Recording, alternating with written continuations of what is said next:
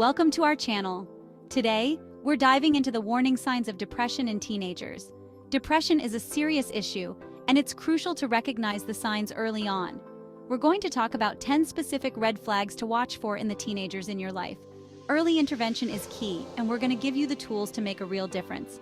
So let's get started. The first sign we're going to tackle is persistent sadness. When a teenager is constantly sad for weeks on end, that's a big warning sign. They might lose interest in things they used to love, their grades might start slipping, they might even withdraw from family and friends. If their sadness seems deeper than usual and affects their life, you need to pay attention. Don't brush it off as just a teenage phase. Open up the lines of communication and really listen to what they have to say. Chapter 2. And we're talking about withdrawal. Teenagers are naturally social creatures, right? They thrive on connection and interaction. So when a teenager starts pulling away from their friends and activities, it's a major red flag that shouldn't be ignored. Maybe they're spending all their time alone in their room, avoiding social gatherings, and isolating themselves from family too. Or perhaps they're not engaging in the activities they used to love, like sports, hobbies, or even simple hangouts. This kind of isolation can be a sign that something's really wrong, something deeper than just needing alone time. Teenagers need their space, but this is different. This is about a significant shift in their behavior. This is about a marked change in their social behavior. They're pulling back, shutting down, and becoming more distant. They are isolating themselves from the world, creating a barrier that wasn't there before. You need to address it. It's crucial to reach out, to show them they're not alone, and to offer support. Let's talk about food. Chapter 3, and we're focusing on changes in appetite and weight. When a teenager is depressed, their relationship with food can be significantly affected. They might lose their appetite altogether or turn to food for comfort, overeating and gaining weight. These changes in eating habits can have a serious impact on their physical and emotional well-being. Sudden weight loss or gain is a clear sign that something is out of balance.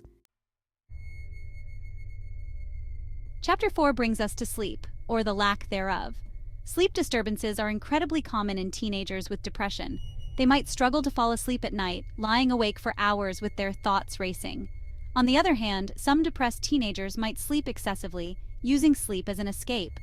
Either way, disrupted sleep patterns are a major indicator of depression. It's like their mind can't shut off, or they're trying to sleep away the pain. Neither one is healthy. Chapter 5, and we're tackling the pervasive issue of fatigue. When a teenager is constantly tired, dragging themselves through the day with no energy or motivation, it's a sign that something's off. This isn't just about feeling sleepy. It's a deeper, more troubling kind of exhaustion. This is a deep, bone-deep exhaustion that never seems to go away, no matter how much rest they get. They might have trouble getting out of bed in the morning, even for things they used to enjoy, like hobbies or meeting friends. Simple tasks can feel overwhelming, turning everyday activities into monumental challenges. This constant fatigue can make it difficult for them to keep up with their schoolwork and social life, affecting their grades and relationships. It's a sign that something deeper is going on, possibly a concerning indicator of depression or another mental health issue that needs attention. We're halfway there, folks. Chapter 6, and we're talking about concentration. When a teenager is struggling with depression, their ability to concentrate can take a nosedive. They might have trouble focusing in class, completing assignments, or remembering information. Their grades might start to slip, and they might seem withdrawn or disinterested in school. This difficulty concentrating can lead to a vicious cycle of falling behind and feeling even more hopeless. This is a real symptom of depression that needs to be addressed. Chapter 7, and we're diving into some tough emotions, worthlessness and guilt. These are two of the most painful symptoms of depression, and they can be absolutely crippling for a teenager. They might feel like they're a burden to others, like they're not good enough, or like they don't deserve to be happy. Guilt can manifest as self-blame, even for things that are completely out of their control.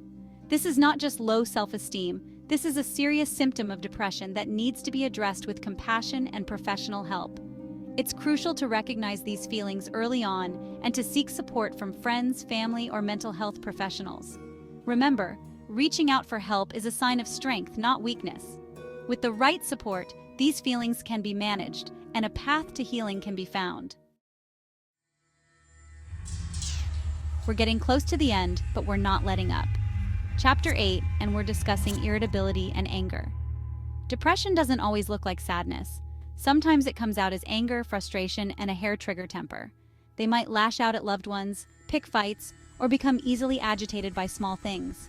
It's essential to remember that there's always a reason behind the anger. We need to look beyond the anger and address the root cause.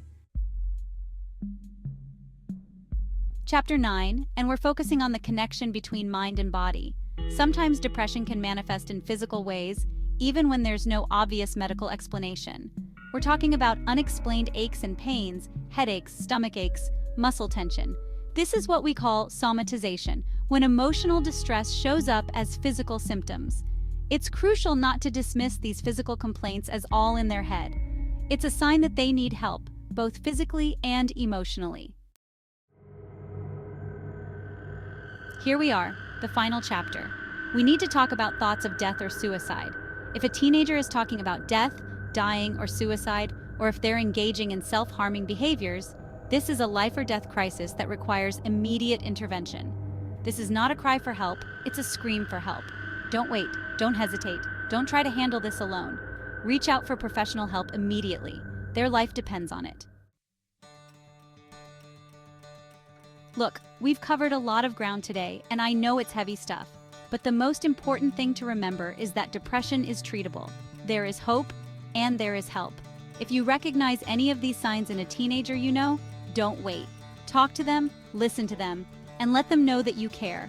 Encourage them to seek professional help, and support them every step of the way. Take care.